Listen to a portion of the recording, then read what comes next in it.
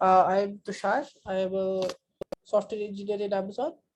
I have been in this industry for around 4 years, and before Amazon, I used to work in JP Morgan Chase. Over the last few years, I have given interviews in almost all top tech companies and had my set of rejections also. And based upon what my experience is, I want to just share that knowledge with you guys. So the format again, I just reiterate is we'll go through few questions topic by topic, and in the first iteration of the lectures that we are going with some basic and standard problems. We'll move on to tough problems, sometimes what we usually call as lead code hard or hard problems in the next set of sessions, so that we have our basics clear. Today we'll work on recursion and try to see what are some common problems we see in this domain. Before we start, I'll spend a couple of minutes on High Counselor. Like, I think this is something really nice and a great initiative where you guys can learn a lot. Like there are tons and tons of resources as well as their huge network that will help you out get your dream job. And I think they are starting their next cohort on 15th of this month. So feel free to go through the documents and just have a look if you want to enroll there. And in case you want to do, feel free to use the referral code Tushar, and which will give you $500 discount. And it has a good ISP where you don't need to pay anything upfront. So you just go through these, and there are tons of other videos also which will give you an insight into, apart from software engineering, also other domains, what's going on in the market, the impact of COVID and stuff like that. So yeah, I'll go on. We'll go on with the session. The only thing I have today is I have a patchy internet, so I'll close down my video today, uh, so that the audio remains uninterrupted.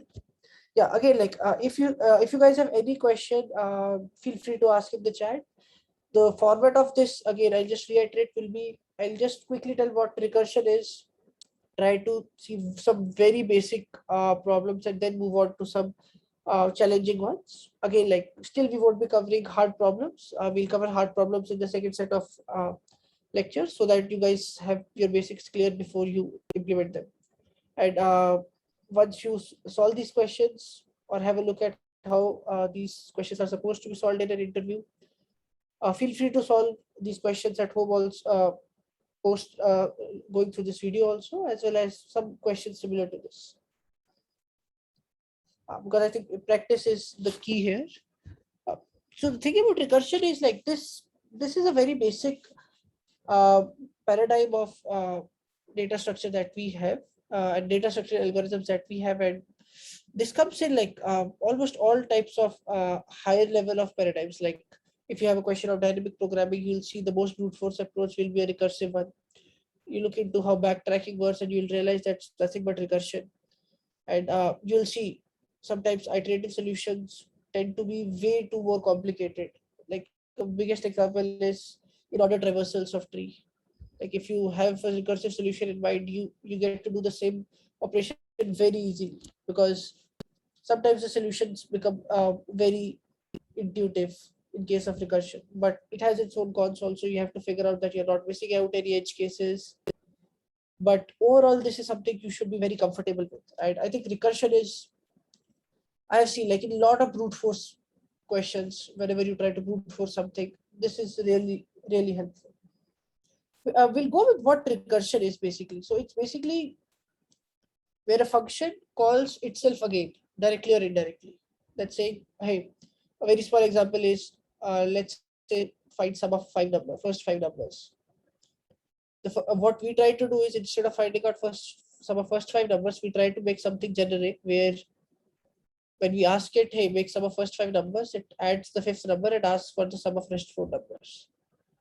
What it does is it's calling itself again and again until it reaches a terminating condition. If you look at the crux of it, there are only two parts to it. You have to break down the problem into smaller problems. And second one is you have to add a condition, because if you don't add a base condition, this will be a infinite loop. And this is one of the most common mistakes that everyone does. Like a lot of people, even nowadays, like in interviews, you'll see everything code is perfect, everything is correct, but just the if they try to run the code, it will be a never-ending loop. So yeah, while we are solving these questions, we'll take care of these two things: how easily we are able to break it down and adding a base condition. We'll start with some pretty basic problems. Just to give you an idea, I think most of you will be aware. I won't spend much time of it. I think just to get a hang of hey, what recursion basically is. The idea is, let's say if someone asks you, hey, add numbers. So I'll just quickly write down my code itself so that it makes it very easy. Add numbers. And the input is a integer n, where you need to add the first n numbers. If n is equal to 5, you basically return 5 plus 4 plus 3 plus 2 plus 1. What you basically can do is something like a sum is equal to 0, a very for loop that basically just iterates through all the numbers and says, hey, sum is equal to sum plus I, and we just return the sum. What happens in recursion is, if you have to solve the same sort of problem via recursion, what we do, I'll tell you how we break down stuff so that while we are solving more challenging problems, we use the same paradigm. What's the most smallest entity that we are doing? What's the most atomic step? That is adding two numbers. There is a sum that we are keeping, and then what we are doing is we are adding a current integer to it. So we try to model it something like that. We say, let's return whatever the current number is plus, let me call this function again with and minus 1 value. If I do this, ideally it should work. We start with 5, then this 5 will call 4, it will call 3, it will call 2, it will call 1. But again, the most important step, we saw there are two steps. The first one is breaking down into smaller problems, and second one is to add a base condition. Now, when do we want this to stop? If you don't add anything, this will go on to 5, 4, 3, 2, 1, 0, minus 1, minus 2, minus 3, minus 4, and we'll get undesirable results. What we have to do is, if n is equal to, let's say, 0, return 0. That's it. And now what we have done here is we have just broken down the loop using this statement. And because we know if we start from n, at some point of time it will go to 0. If it is 0, answer should be 0. And how to solve these, find out the base cases is, any problem you think you want to solve through recursion, just think what happens if there are no values. That most probably is one of the base conditions in a lot cases. And second base condition is what we usually say, array out of bounds. Let's say if you're traversing an array and there is an index, if that index goes more than size of the array, break the loop. Things like those usually help you out to break the recursive loop. The only con here in this approach is the recursion itself implicitly adds a stack call. So what usually happens, let's think in terms of memory. First we called added numbers for 5. Now 5, before it was computed, it called 4. Before this 4 was completely computed, it called 3. It called 2, it called 1, and it called okay, let me add, yeah, let's say till 1. So what happens at any point in time, there are these 5 functions who are in your stack, which basically means this does not, even though it looks like O of 1 operation in terms of space, but it actually takes up O of n space. So this is something you have to be very critical in terms of whenever you do a recursive function, that it takes up some implicit space. The second option is something like problem is factorial of n, which is something very similar, instead of say add n numbers, we have, hey, let's take product of first 5 numbers. And the brute force would be something like this. Instead of sum, we'll say product, and we'll start with 1, and product is equal to product into I, and we return the product. And if you have to find out the recursive solution, we again use the same process. What is the most atomic operation that's being done, which is multiplication, and we do something like this. Instead of add, it is, I'll just write prod That's it. So how we have, this is a very simple example of how very complicated code can look very simpler while we are using recursion. What Tushar, will, I have a doubt over here. yeah, please ask. So in this, you have created the function add numbers, right? And then Yes. you are doing the recursion below. Is recursion required? Because even if we can just call the function and use it, right? I don't understand how recursion is making this better. Yeah, I think that's a good question. So, my whole idea of writing this down was just to give you an idea of how recursion works. Like, in any case, it's not adding up anything, it's just adding a recursive call itself, like a stack space of O of n also. Okay. It's not adding anything, just a different way of doing this. Okay, I've got it. So like in recursion, we just define the function first and then we call it recursively, right? Yes. So, I Okay. think just look at this, what I again said. We try to see how a problem, let's say there is a problem which we are trying to solve, which breaks down into a very small atomic step. Right? What we want to do is, instead of doing that step all over again, what we are doing here, we are adding it manually again and again with the for loop. What we say is, let's reuse this same function. That's all what recursion is. Okay. And again, I said, like, this is in no way. I'm saying like this add numbers recursive is a better solution than this. It's just a different way of writing. Okay. Got it. Thank you. Yeah. Another example, as I told you, are you aware of the inordinate reversals of tree? Uh, Inordinate, yes, I am, but like not very good at it. yeah. So I think that's what, if you I'll tell you very simple example there. So let's say if you have to solve a problem, I'm not going bit off topic, just to make you understand. Find out if a binary search tree is valid or not. What we usually do is, we know the inordinate reversal. uh, the inordinate reversal of any BST should give elements in the sorted order, correct? Yes. So if we use the iterative way, and we have to actually maintain a stack and do all sorts of operations. But if we go the recursive way, if we have broken down what happens, what's the atomic step that happens? The atomic step that happens is, I traverse the left node, I print the correct node, I traverse the right node. How easily we can do that in 3 steps here. So yeah, I think recursion you should always know. But again, like most of the times when you're using recursion, you'll always have an iterative step. Always. Okay. Yeah.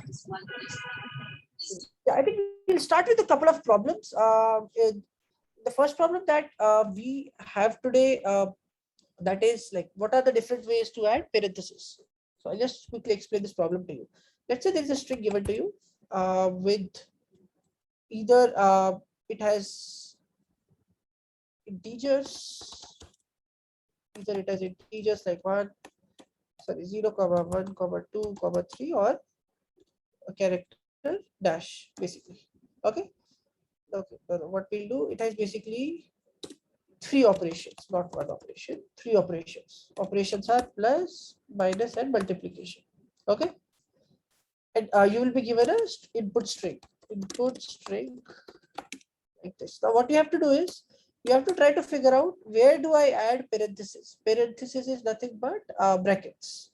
So to figure out what is the actual order of execution, just an example. For this input strings, there are 2 ways. Okay, yeah. The first way is saying, hey, 2 minus 1 minus 1. This is the first way via which we have added parentheses. And if you, this is the first way. The second way that would come out would be here, 2 minus 1 minus 1. If you look, in the first case, the answer comes out to be 0. In this case, the answer comes out to be 2. So what we have to figure out is, given input string, what are the different ways we can add these parentheses? And we have to return what are the possible values. So in this case, the output would be an array with values 0, 2. This is a problem that we have to solve. Again, like I would ask you guys just to spend 30 seconds on it before I move on to the solution, just to have an idea of what different approaches you guys are able to think.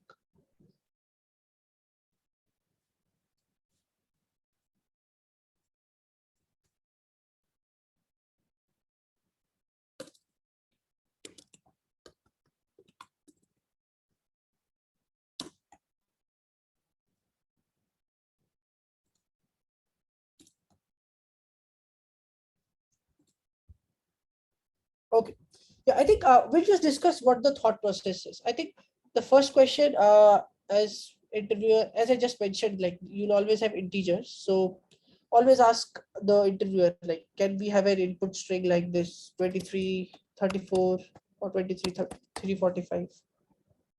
Or it will always be like a single integer. Why? Because what usually happens is in interviews, sometimes if you look at the first use case, this will add a bit more complexity sometimes. Second use case will make your life a lot simpler. So asking these sort of questions helps you maybe write the initial bit of code, and interviewer will always help you out with this stuff. So try to ask like correct questions. Like next question could be, is there a division operator? And the reason for that is why you have to ask that is while you are doing division, the division by zero is not possible. So you don't have to include those cases where division by zero is. Therefore, these questions become very trivial in an interview, and we expect someone to ask these questions so that they know what happens when we divide by zero or what different combinations are possible. So yeah, I think whenever you see such type of problem, so this is sort of expression evaluation sort of problems where you see, hey, what does this parenthesis like actually do? If you look, this parenthesis will always close before an operator.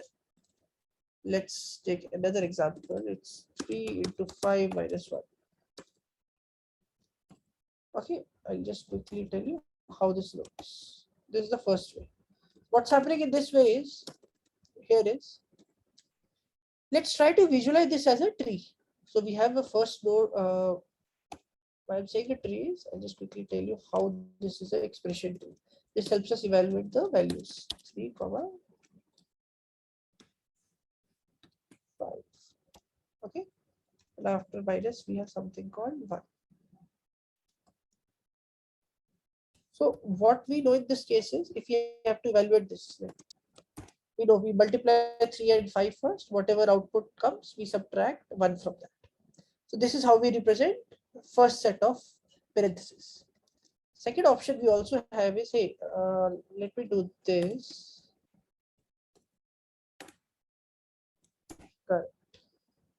Something like this, where if you see the expression tree in this case, it would come up to be something like this. 3, and then you have a subtraction, and then you have a 5, and you have a 1.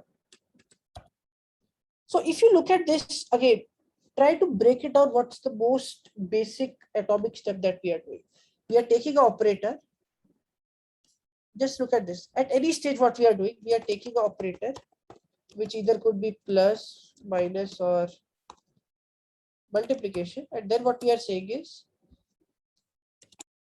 perform operation based on left and right child values. Correct. This is what we have done. If you look at this multiplication, we looked at what is at the left and we looked at what is at the right. At the left we have 3, at the right we have 5, and then we multiplied both of them. This is the most atomic operation that we have.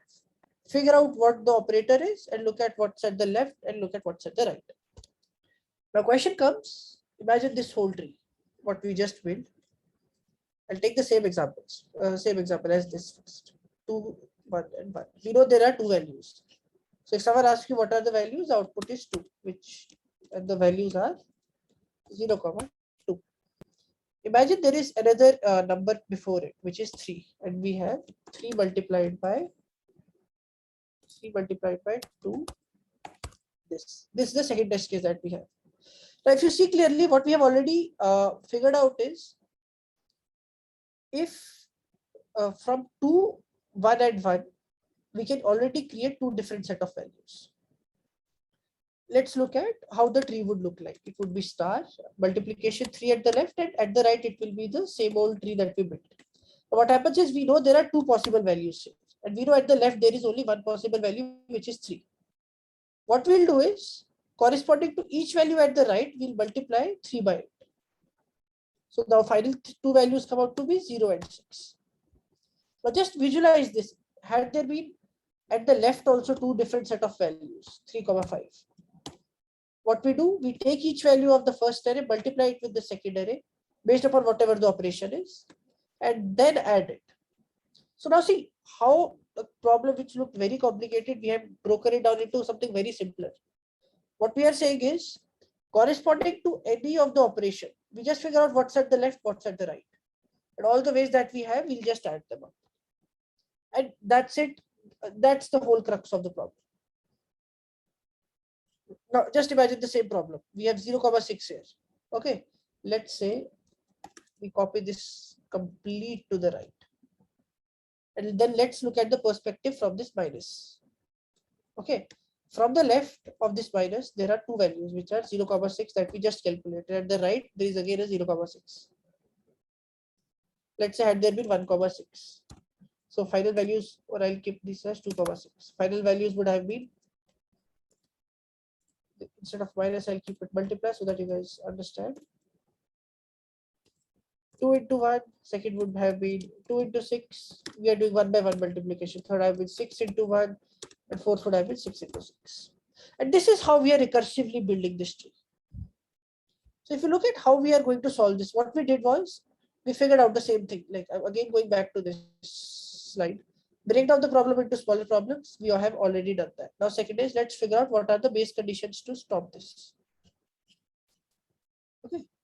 So what we'll do is find, I'll go to the next page. So what do we have to return? We have to return a list of get all possible parentheses. I don't know if spellings are correct, but yeah, let's go with this. And we have an input string with expression, a string expression. Okay. So what we do, let's write a get all possible parentheses, a recursive helper function.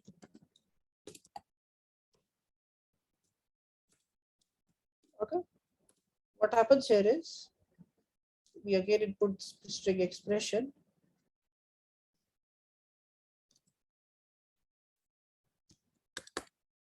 Yeah, and then we input what is the current index at which we are. And if our current index, I told you, we look at index out of bound of is greater than or equal to expression dot size.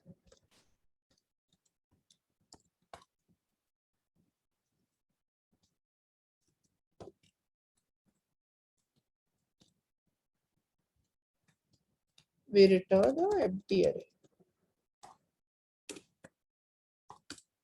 Okay, this is something like this. Okay, and what we have basically done is assume the same operation here that we did. I'll just do a quick try run of what we are trying to do. What we'll do is we'll go iteratively and figure out corresponding to each substring what are the maximum possible values. Let's look at this multiplication. What are the possible values at the left? What are the possible values at the right? Then what we'll do, starting from this, what are the possible values at the left? What are the possible values at the right? And then figure out the solution. What is the next terminating condition? Next terminating condition is if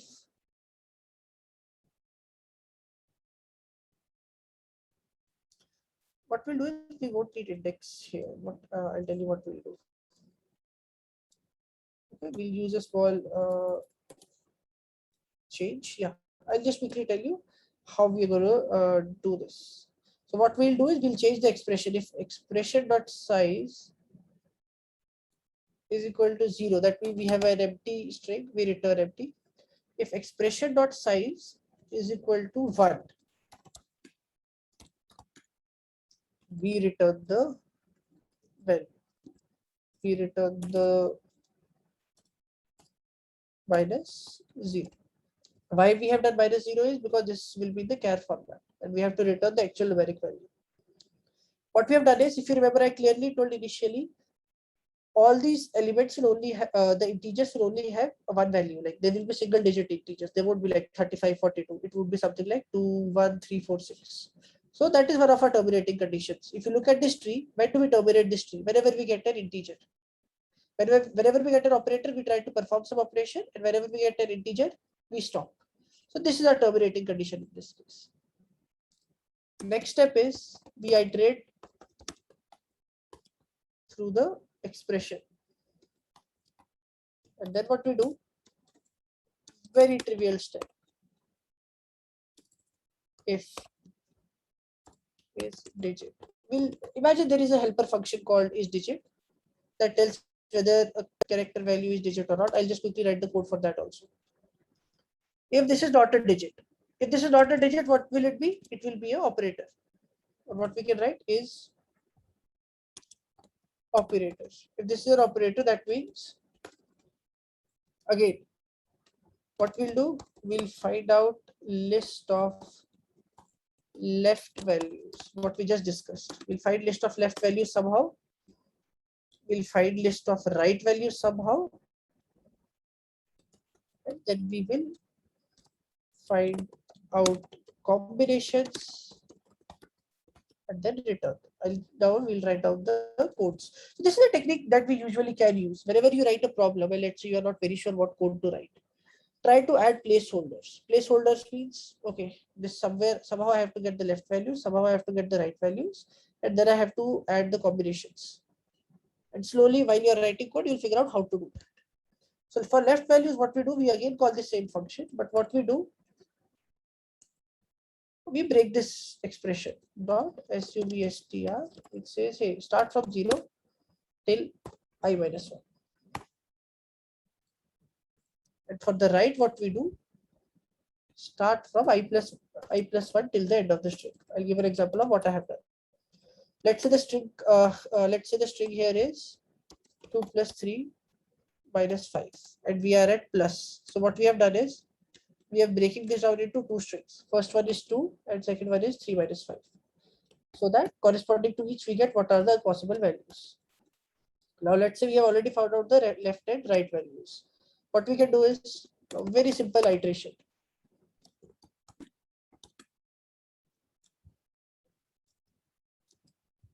Okay, we look into all the left values that we have.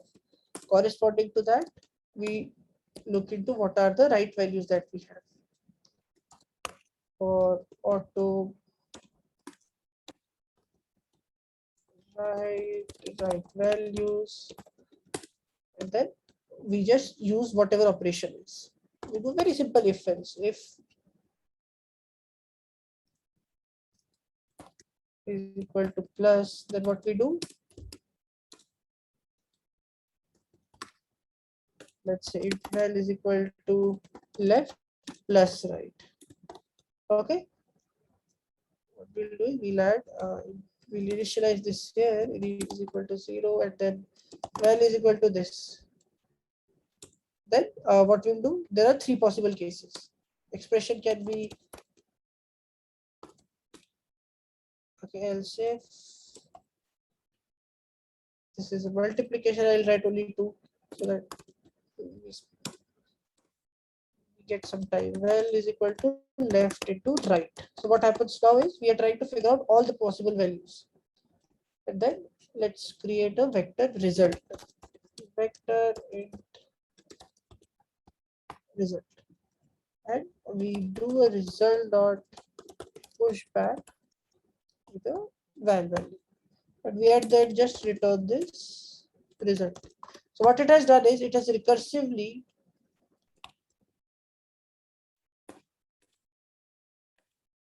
found out all the possible combinations corresponding to each expression, evaluated their left and right values, found out based upon whatever the operation is, whether it's plus, multiplication or subtraction, calculated that and inserted into this result.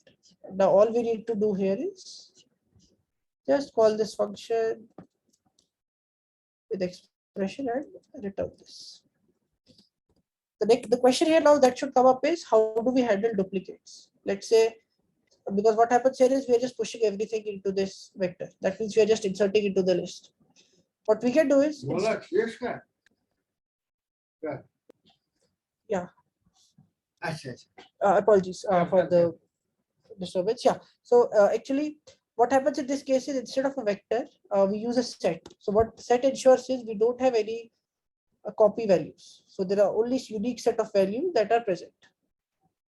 So this is how we solve this very complicated problem, which looks like, because this is a very typical problem that we solve by recursion, like, which looks very complicated, but once you figure out what's the core crux, what we are doing, what's the core atomic step.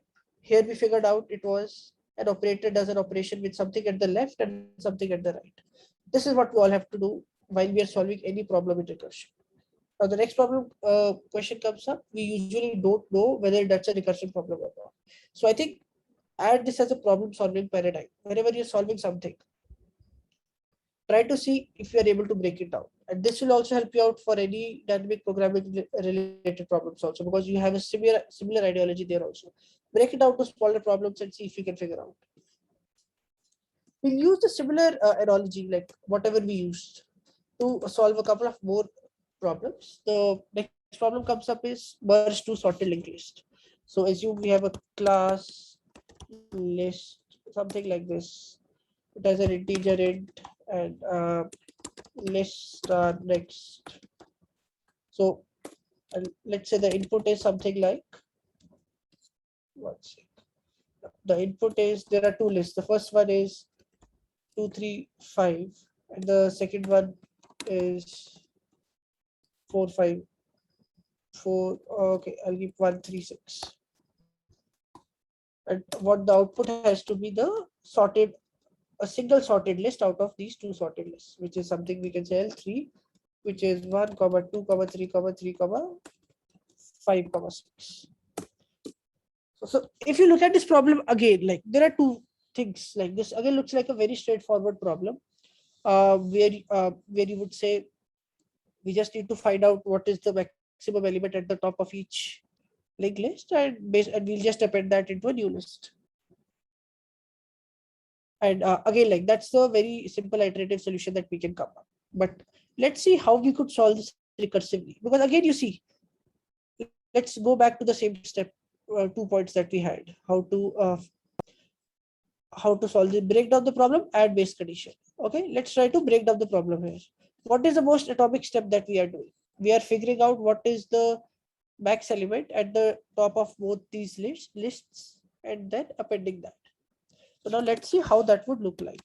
I'll just quickly tell you. Let's see how we can break it down. Basically, let's say if you have a node star L1, I'll use head 1 so that it's very easy. And second is node star head 2. If head 1 dot val is greater than, this will keep as val, is greater than head 2 dot val, that basically means head 2 is less than head 1, and head 2 should be the actual head of the new output. So this is the most atomic operation that we have. Let's see how we can add this via code and perform these operations. So we have list star find sorted lists. Okay, and input as discussed, we have, I'll keep as head 1 and list star head 2. So what happens? Now let's look at what should ideally be. Let's look at the way we broke it down. If head 2 dot value is less than head 1 dot value, I know head 2 should come before head 1 because it is less than that. So what I do, I say, hey, I know I'm going to return head 2 only, but head 2 dot next will not be equal to what it was previously. What it will be, we'll again try to sort what is remaining. Head 1 will be same, but instead of head 2, we will have head 2 dot next. So what has happened here is we have tried to reuse this. We know the same operation that we did. We look into what is the minimum value out of these two. We have done the same thing. Found out head 2 is less than head 1. Said, hey, head 2 is going to be before head 1. But what happens after head 2, we don't still know that. And again, we'll use the same function for this. And for the else, something very similar. Instead of head 2, we just have head 1. Okay. And we do head 1 dot next. Yeah. But again, now the second point comes, how do we break this loop? What will happen at the end? So the only condition that can happen at the end is either one of the list will go 0. That's the only condition. What happens if head 1 goes 0? Very simple. We just return whatever is head 2. Why? I'll tell you. Let's say your L1 is empty and your L2 is 2, 3, 4. L2 is 2, 3, 4. So final output will also be 2, 3, 4 only. Correct. So in such case, what we do, if head 1 is equal to null, we return head 2. Head 2, if head 2 is equal to null, we return head 1. These are the only two conditions, because what we are doing at each step, either we are moving, remember what we are doing at each step, either we are going right in head 2 in the second linked list, or we are going in the first linked list. So one of them is bound to go to null. As soon as any of them goes to null, we just return the second list. And what happens? That second list gets appended to the next of whatever previously we had chosen. And in such a way, we get a sorted list. Now again, like in such cases, even the iterative solution would easily work. Like there is no way like that will not work. But in such cases, sometimes it helps that you don't have to use extra space, even though it uses some implicit extra space, but you don't have to take care of it. And a lot of problems in trees, linked lists, I think I usually prefer recursion in them. Like there's a reversal linked list. I'm just letting you know a few set of problems that you can go at home and see. Merge to linked list we just did. There is then swap nodes, and then we have some problems like where you have a group of n nodes and you swap the nodes in groups of n. So yeah, all these problems can be easily solved using recursion, following the again same 2 points: break, find out the atomic operation, and terminating conditions. So yeah, I think what we'll do is I have a couple of challenging problems, but before that, I'll try to still make you guys a bit more hands-on on these problems. Yeah. Next problem that we are going to do is generate all binary strings without consecutive ones. So let's say if input is 2, that means you have to output, or maybe print. I'm okay if you're printing also, all the binary strings of size 2 which don't have consecutive 1. An example would be 0, 0, 0, 1, 1, 0. What's a binary string? A binary string is a string which either has 0, which either has 1. What happens in such cases, if you see very closely, there could have been another possible option, 1, 1, which is not possible. Why? Because it has consecutive ones. So how do you solve these types of problems? That's the next step we'll look at. Again, same we'll use the same paradigm. Find out how did we calculate this. So if we go to the solution part, first step always should be how did we calculate this. Let's assume the input was 3. There will be a lot more options, but let's discuss what happens. Yeah, we won't go more than 3, otherwise it would be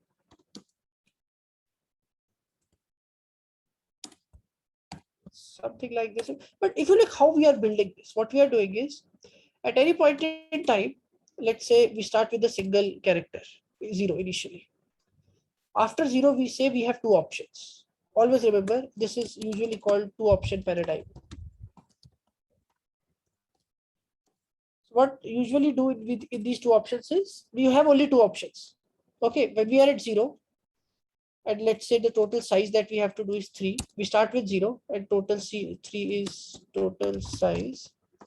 We have 2 options only. Either we add a 0 or we add a 1. Correct. We only have 2 options. We don't have any other option. So what we do, we try to build a tree out of it. That means we start with 0. We have 2 options. Either we add 0 to it or we add 1 to it. Okay. Now, what happens when we reach 0, 0? We again have 2 options. We either add 0 to it. I'll keep more space between them. Or we can add 1 to it, which is perfectly fine. And now size is 3, we will not move further. What happens in case of 0, 1? The first option that we have is, hey, we can add 0. Yes, we are able to add. Second option is we can add 0, 1, 1. But 0, 1, 1 does not specify, does not is not allowed, because the only rule is there should not be any consecutive ones. So we remove this. So we just remove this, and our total output comes out to be these three numbers.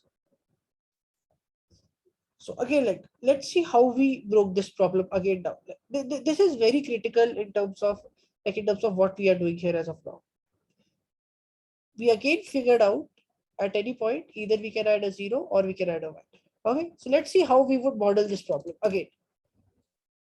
What I'll do, we'll just print it. Void print all binary strings without.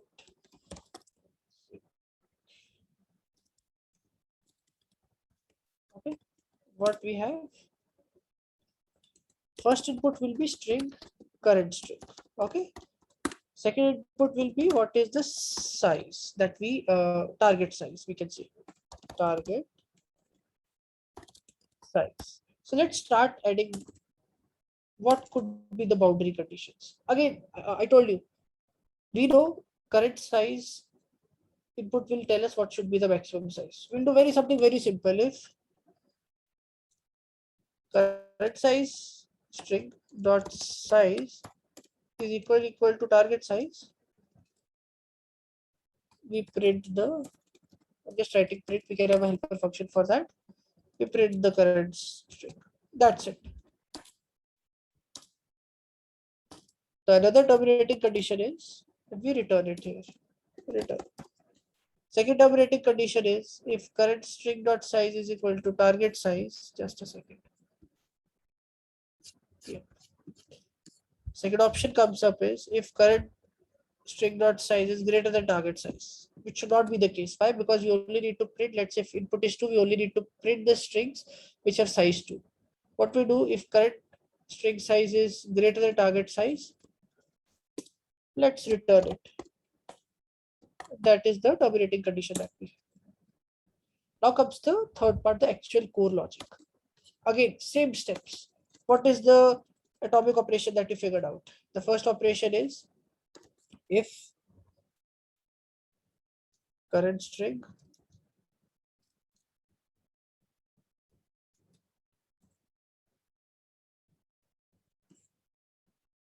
so what basically happens, let's find out what's the current string length, which is equal to current string dot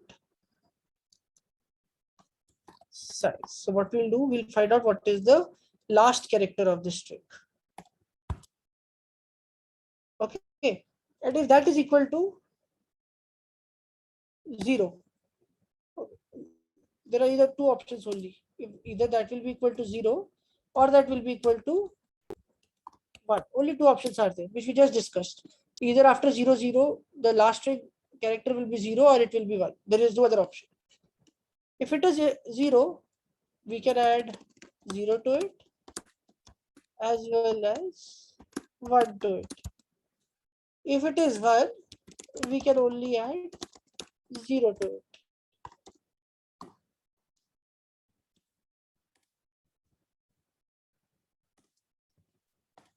So what we do is same thing. We try to reuse the same function and say, hey, instead of current string, what I'll send is I'll add 0 to it. I'll add 0 to it. Target size will always remain same. And the second option is I'll add 1 to it. But what happens in second case? We only add 0 to it. Then we just return. Had the question been return list of all strings, instead of printing, we could have returned the vector and then appended the vector in these two both the cases. Now, if you see how easily we have solved this problem, and again, like you'll get a lot of problem which says print down or list down all types of operations, and where no such optimization is possible, only you need to figure out what's the best way I can do this. Here you will almost all the times get a follow-up question. How do you ensure the follow-up question would be, what is the complexity in such cases? How to ensure the complexity is not going exponential? And whenever you use this paradigm, whether you have an option or you don't have, corresponding to each basically character string, there are two operations that we are doing, yes or no. That simply says 2 to the power n. And that's how easily you can find out the complexity in these cases also. And like you'll see, there are a lot of problems that you can solve using this approach. Like any problem with choose where you have two options, you can use this approach. Whether you do it, there is a very standard problem called, I'll just write it down, print all combinations, maybe print all subsets. In subsets, what you'll do the same set of operation. A number can either be in a subset or it cannot be in a subset. If it is in a subset, you'll do just move forward and add that element in that subset, otherwise you will not add. And again, the complexity would be 2 to the power n. So these are like very examples that you should be doing while you are interviewing. So yeah, I think we'll move on to the next problem, which is again like a follow-up sort of this. The input is these problems would seem to be very much related to each other, like the paradigm is, but the thing is, if this stuck in our mind, gets stuck in our mind, we'll be able to solve a lot of more challenging problems. Let's see what this problem says. Let's say the input, we have an input of array which has n elements. It has n elements, and what we are given is another input size which is equal to k. Let's say the size is 2. What we want as output is all combinations of size 2. That's the only thing that we need. In this case, let's look at what all combinations we have. We have 1, 2, we have 4, 5, we have 1, 3, and so on. If you ask me how many combinations are there, if there are n elements and you have to find out basically for 2, then it would be n into n minus 1 combinations. How do we come up with that number? For first number, we can choose any one out of these numbers. For second number, we can only choose out of n minus 1 remaining elements. So this is a problem that we have to solve. And again, let's look at the solution, how we would solve this problem again. Again, the same approach. What is the most trivial step that we are taking? What's that atomic step? Let's look at what would have happened for any such case. Let's say 1, 2. Let's look at the same input. This is the input. This is the output. Okay. What is happening here is for 1, 2, I have said yes. Use 1, 2 in this. For other cases, I have used don't use, don't use, don't use, don't use, don't use, don't use. This is the pattern that I have followed. Let's go back to the previous problem that we did. What we are saying is either we are choosing this particular element in this subset. In this case, I chose the first 2 elements and I did not choose the rest of the elements. Let's say if you look at our subset 1, 5. In that case, I chose the first element that did not choose next 2, but then chose 5. And after that, I did not choose it. So we'll try to use the same approach that we used previously and try to solve this problem. So yeah, I think if we go back to the problem again, just look at again this. Just 2 operations, whether we do this or we don't do this. Okay, so let's build this. Print all combinations. We'll write print all k size combinations. Okay,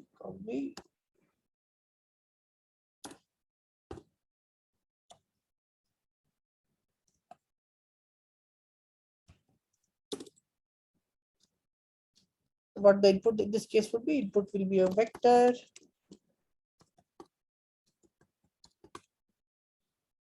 Yes.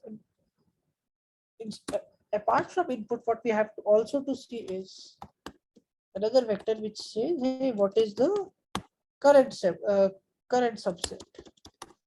In this case, it's 1 comma 2, so that we can print that out. Okay. And again, next we have int k, that we set the size. Before we move on to the core logic, let's see what is the terminating condition. The terminating condition is if, very simple, if current subset dot size is equal to k. That's it, because that's what we require. We require the current size to be equal to k. If it is 2, as in this example, we just print it. Like just writing print, because we can write a helper function for print anytime. Next part comes, what happens if current subset size is greater than k? We terminate this operation. We should always be very cautious of this.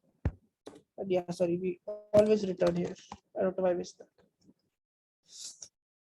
So yeah, so these are the terminating conditions that we have. And we also need to have what is the current index that we are looking into. Whenever we have current index, that means for this input, we need an index to check which index we are looking at, which element we are looking at any point in time. Whenever such cases there, another condition comes up. What happens if current index is greater than or equal to input dot size?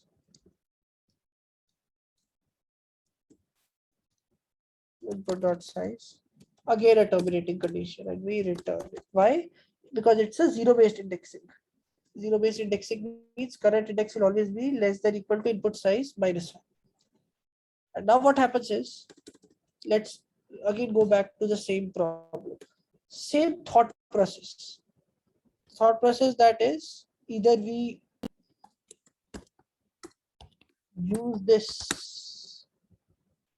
use given number in this subset. If we use this, that would be in the current subset, we push back the current element, which is input dot current index. Okay, this is the first thing. And then what we do, we again try to call this function recursively and say, hey, this is the input now. Input will not change. Current subset we have already updated. K will remain constant, current index will increment. Okay, this is the first case. And then what we'll do, we'll pop back also, because we are using the same operation, the same subset, so that our size never increases more than 2. This is the case where we want to use this number.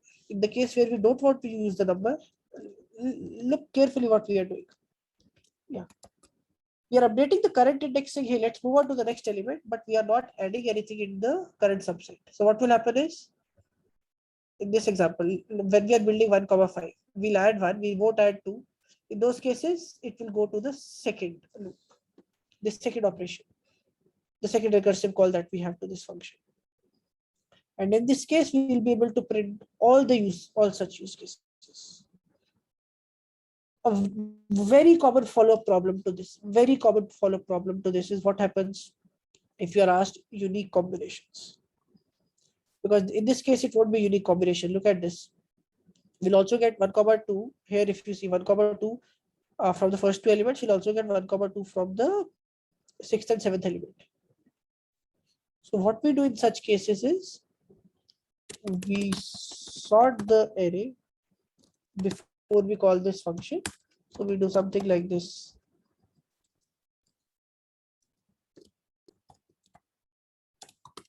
Input dot end, and then what we do, before we perform any operation, we see if input of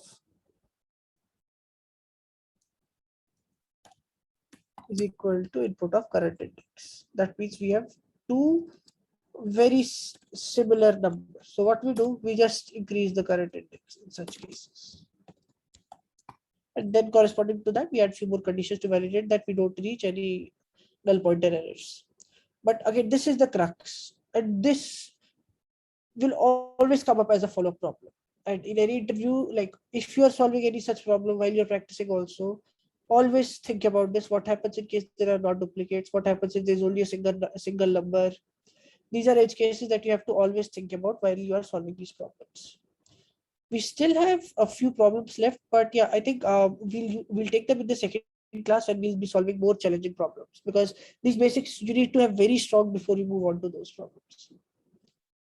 So yeah, I think with respect to the questions, we are good. We solved some very good questions, and uh, I think just take care of these 2 points again. Like break it down into smaller problems and add base conditions, and you'll see how easily you'll be able to write these recursive solutions. And again, I said, like, if you want to practice a lot of them, open questions for trees, linked list, you'll see a lot of questions that you'll be able to solve via these. Like some sample problems are like height of the tree, diameter of the tree.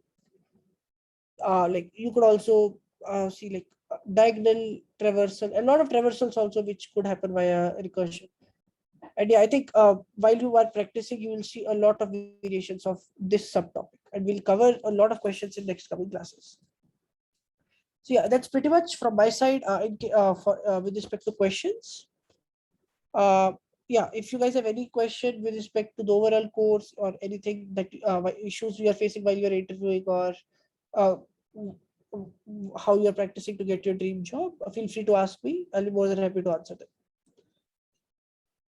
And yeah, again, like before closing, just spending a 30 seconds again on High Counselor, that the next batch is starting from 15th, and it's something really good in case you're looking for a job change. And the best part, as I said, you don't pay anything upfront. You get a job, then pay, so that at least you are satisfied that you have got what you want. Yeah, so that's pretty much from my side. Thank you guys for being such a great audience, and for spending this last 1 hour with me. I hope this session was helpful, and keep practicing. We'll cover a lot of challenging problems in next couple of months.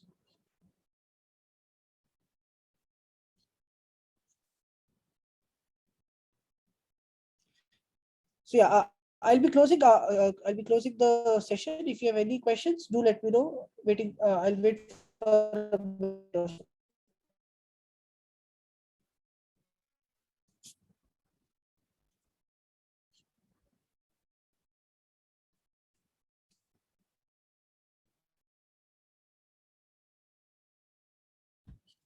Okay, if you don't have, yeah, just best of luck for your preparation, and yeah, keep working hard. Let me know if you guys need any help from my side.